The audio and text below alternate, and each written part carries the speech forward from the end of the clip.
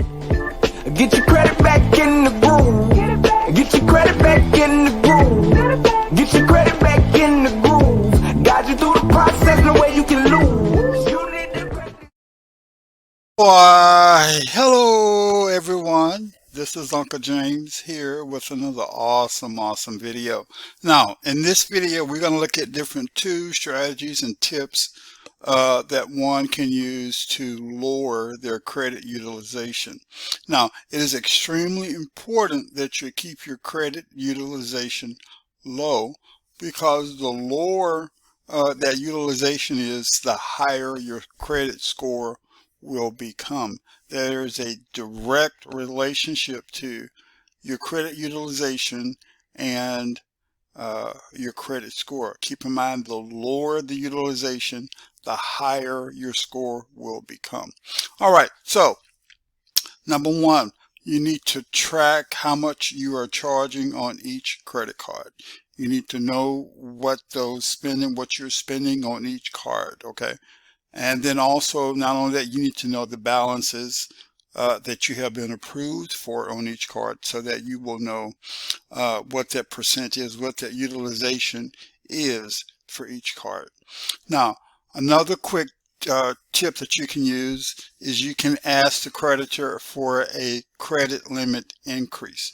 Now, when you ask for that credit limit increase, what that does is it will increase the amount of credit that you have, and it will lower your credit utilization.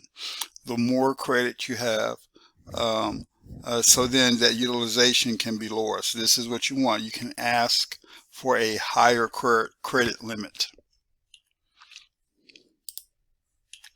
Okay, number three, you can set balance alerts. I've done this with my credit cards. I went in and I set, when this credit card reaches a certain balance, please notify me. And so I've done that. So this is a great way to help you know where your balances are for each card. And then number four, you need to check with each credit card issuer. You need to know which credit bureau they report to. Okay, some of the issuers will report to all three, some may only report to one. So you need to find out which ones that they report to. This is extremely important. And then number five. Now, when it comes to making payments, there are 3 dates that you need to keep in mind. You have the due date, you have the statement date, and then you have the report date. Now, the report date typically follows the statement date. You have the statement date and then the report date. Now, the report date, that is the date that the credit card issuer reports the information to the credit bureaus. You want to get in the habit of making your payments before the statement date.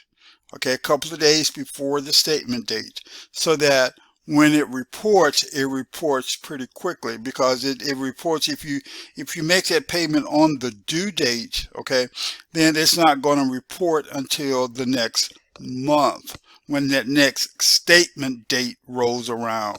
Okay, so what you want to do is you want to make it before the statement date, so that when it reports to the credit bureau, it's pretty much within the same month or within a few days. All right, so this is extremely important that you keep that in mind. Make your payments prior to the statement date. It's extremely important. Now, success leaves clues, and it does. You must become a person that takes massive action, and you are to do this daily.